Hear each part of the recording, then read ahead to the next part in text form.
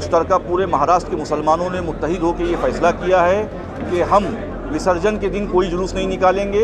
और जुलूस का दिन ऐसा है कि उनकी शान में, उनके मान में और एक बन रहा है, तो वो एक कन्वीनियंट डेट लेके, और हुजूर का भी एक कौल था कि हम कुछ भी करें किसी और को तकलीफ देके ना हो, तो एक पर्टिकुलर डेट डिसाइड कर ले, उसमें हम शान में करेंगे इंशाल्लाह। 1500वां साल है। मैं समझता हूँ कि खुसूसी एहतमाम के साथ जो है तैयारियाँ की जाएंगी और ज़्यादा से ज़्यादा लोग जो हैं इस जुलूस में शरीक होंगे। डीजे जो नौजवान बचाते हैं उनसे ये गुजारिश है कि वो अपना हलाल पैसा हराम कामों में बर्बाद करते हैं, उन्हें चाहिए कि वो उस पैसे से वो ज़्यादा से ज़्यादा चैरिटी करें। हमें पूरा यकीन है कि इस साल भी जो है साल गुज़श्ता की तरह हम लोगों को स्पेशल इंस्ट्रूमेंट्स एक्ट के तहत हॉलीडे मिल जाएगी। आदाब, नमस्कार, मैं वसीम अख्तर और आप देख रहे हैं द लीडर हिंदी। मुंबई के खिलाफत हाउस का आपने नाम सुना होगा। ये तारीख़ी जगह है। यहाँ से हर साल जुलूस मोहम्मदी निकाला जाता है। इस बार ये 106वां जुलूस होगा जो खिलाफत हाउस से निकलेगा। तारीख़ी जगह इस वजह से है कि इस जुलूस की क़यादत राष्ट्रपिता महात्मा गांधी भी कर चुके हैं। हर साल इस जुलूस में एक बड़े सियासी लीडर और एक दीनी गलियारे की बड़ी शख्सियत को मदऊ किया जाता है। वो जुलूस में सबसे आगे होते हैं और उनके पीछे बहुत लंबा ये जुलूस होता है जो हर साल निकलता रहा है। लेकिन इस बार की ख़ास बात जो मैं आपको बताने जा रहा हूँ ये है कि जुलूस की तारीख़ बदल दी गई है। क्यों बदली है उसकी बड़ी वजह है, सौहार्द कायम रखने की वजह से ऐसा किया गया है, क्योंकि जिस दिन जुलूस की तारीख़ पड़ रही है उसी दिन वहाँ पर गणपति विसर्जन होना है। उसको देखते हुए खिलाफत हाउस में एक अहम मीटिंग बुलाई गई थी जिसमें तमाम सियासतदान थे, उलमाए कराम थे और जुलूस में शामिल होने वाले अहम रुकन भी आए थे। उन्होंने मुश्तरका तौर पर बातचीत की और आखिरकार लंबी बहस के बाद ये फ़ैसला लिया गया कि गणपति विसर्जन की तारीख़ को देखते हुए जुलूस की तारीख़ को बदल दिया जाए। अब कौन सी तारीख़ में मुंबई के खिलाफत हाउस से जुलूस मोहम्मदी निकाला जाएगा? ये जुलूस इस वजह से भी अहम है क्योंकि इस बार आका हज़रत मोहम्मद मुस्तफ़ा सल्लल्लाहु अलैहि वसल्लम की आमद का तमाम आलम के मुसलमान 1500 साला जश्न मना रहे हैं। इस वजह से जो जुलूस मोहम्मदी है उसमें ख़ास रौनक देखने को मिलेगी। लेकिन उससे पहले जो जुलूस की तारीख़ थी वो क्यों बदली गई है उसके लिए हम आपको खिलाफत हाउस में लिए चलते हैं। क्योंकि ईद मिलादुन नबी की बात करें तो वो 5 या 6 तारीख को आ सकती है, लेकिन गणपति विसर्जन भी उसी दिन है। इसी को देखते हुए जुलूस की तारीख आगे बढ़ा दी गई है और क्योंकि ये 1500 साला जश्न है इसको काफ़ी ज़्यादा हर्षोल्लास से बनाया जाएगा।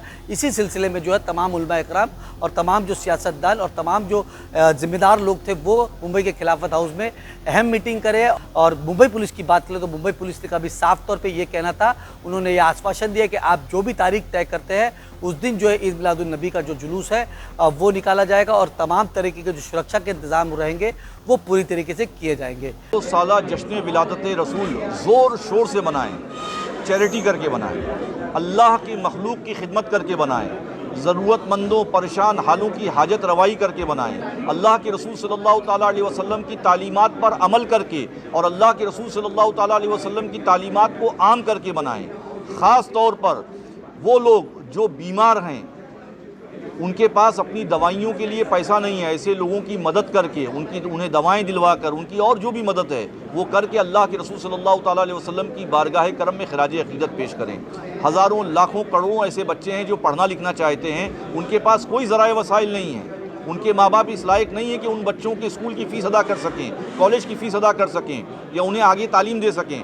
तो ऐसे बच्चों की फ़ीस को अदा करके हम अल्लाह के रसूल सल्लल्लाहु ताला अलैहि वसल्लम की बारगाह करम में खराज अक़ीदत पेश करें। इज्तिमाई शादियों का अहतमाम करके, समूह लगन का अहतमाम करके। आज इस महंगाई में बहुत सारे ऐसे वालिदैन हैं जो परेशान हाल हैं, वो अपनी बच्चियों की शादी करना चाहते हैं लेकिन उनकी फाइनेंशियली हालत अच्छी नहीं है। तो ऐसी बच्चियों की शादी करा के नबी रहमत सल्लल्लाहु ताला अलैहि वसल्लम की बारगाह करम में हम खराज अक़ीदत पेश कर सकते हैं। उलमा इकराम क्या सरकार से अपील करेगा कि मंडे को जो है छुट्टी डिक्लेयर किया जाए? पिछले साल किस तरह हम लोग हर तरह की मुमकिन कोशिश करेंगे कि मंडे को जो है वो मुख्यमंत्री साहब से मुलाकात भी की जाएगी और उनसे गुजारिश की जाएगी कि वो मंडे को हॉलीडे डिक्लेयर करें।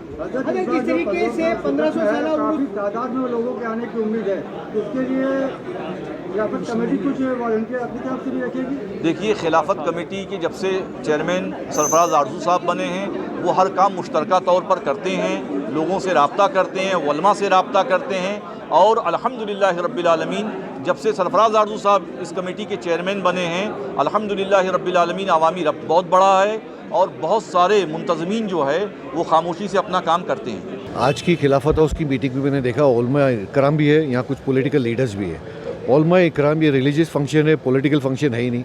ओलमा इकराम एक डेट डिसाइड कर लेंगे और जिनको हमने चुन के दिया पॉलिटिकल रिप्रेजेंटेटिव, वो शासन से और एडमिनिस्ट्रेशन से उसकी सहूलत लेके आवे वो पर्टिकुलर दिन के लिए।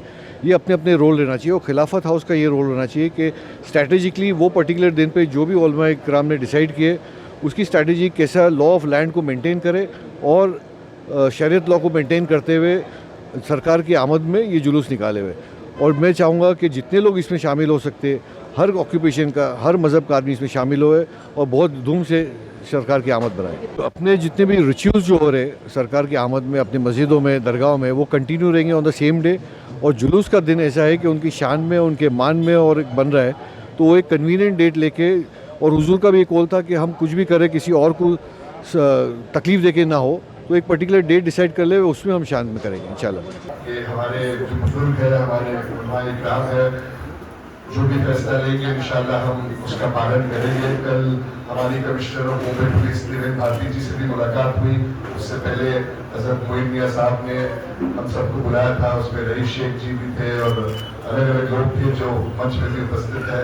हमने अपनी राय रखी क्योंकि बहुत सारी दिक्कतें हैं जो मुंबई सबर्ब्स के लोगों को फेस करना पड़ता है, क्योंकि मुझे लगता है सबर्ब्स के लोग कम हैं, मगर उससे ज़्यादा मुंबई सिटी में जो लोगों को कठिनाइयों का सामना करना पड़ता है, क्योंकि आपके वहाँ लाल बाग का राजा है और बहुत सारी ऐसी जो जिसका विसर्जन होने वाला है बहुत रात तक चलता है। तो हम कोई लोगों ने बोला कि उनको संडे की सहूलियत होगी, तो कोई लोगों ने कहा कि मंडे की सहूलियत होगी। तो अपनी राय रखने के बाद हमने त्रिवेंद्र भारती जी से बात की, तो मुंबई पुलिस ने हमें यही आश्वासन दिया कि जो भी डेट खिलाफत हाउस में डिसाइड होगी मुंबई पुलिस हमारा साथ देगी।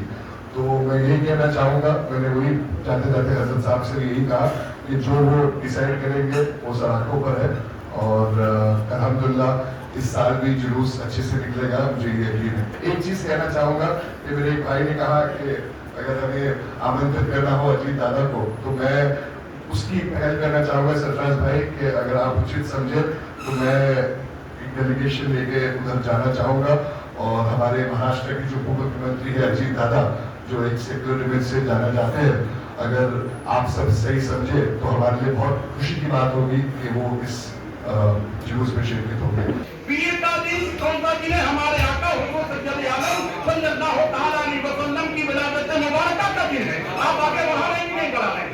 आप तारीख बढ़ा रहे हैं, एक तारीख बढ़ा रहे हैं तो एक तारीख और को बढ़ा करके हुजूर सल्लल्लाहु अलैहि वसल्लम की विलादत मुबारक का दिन अख्तियार कीजिए और अल्लाह के हबीब सल्लल्लाहु अलैहि वसल्लम का जुलूस निकालिए। और ये भी याद रखें, जब मामला टकराव का होता है, अगर अच्छे से गुजर गया ना, अगर अच्छे से गुजर गया तो सब कहते अल्लाह तबारक व तआला का बड़ा फज़्ल होगा, अच्छे से सब गुजर गया। और अगर कहीं टकराव हो गया ना तो सब नहीं कहेंगे हुजूर मोइनुल मशाइख साहब कहाँ थे, उन्हें सोचना चाहिए था। सरफराज आब्दुल साहब कहाँ थे, उन्हें सोचना चाहिए था। सारा मामला खिलाफत कमेटी पे आ जाएगा, हुजूर मोइनुल मशाइख पर आ जाएगा। जुलूस की तैयारियां जो हैं बड़े पैमाने पर की जा रही हैं और लोगों को इस बात का पूरा एहसास है कि ये 1500वां साल है। मैं समझता हूँ कि खुसूसी एहतमाम के साथ जो है तैयारियां की जाएंगी और ज़्यादा से ज़्यादा लोग जो हैं इस जुलूस में शरीक होंगे। इस बार किस मेहमान को खुसूसी बुलाया जाएगा? हम लोगों की अभी बात जनाब इमरान प्रतापगढ़ी साहब के साथ चल रही है और आलिम उलमाए कराम में जो है जिसका भी नाम जिनको मुंतखब किया जाएगा उनका नाम कल डिक्लेयर कर दिया जाएगा। हाँ, मंडे के लिए ही हम लोगों ने चूँकि अब की मर्तबा एक दिन का गैप रखा है, इसलिए हम लोगों को इस बात का यकीन है कि हमारे छोटे शहरों में भी जो है जुलूस जो है वो 8 तारीख को ही निकाले जाएंगे।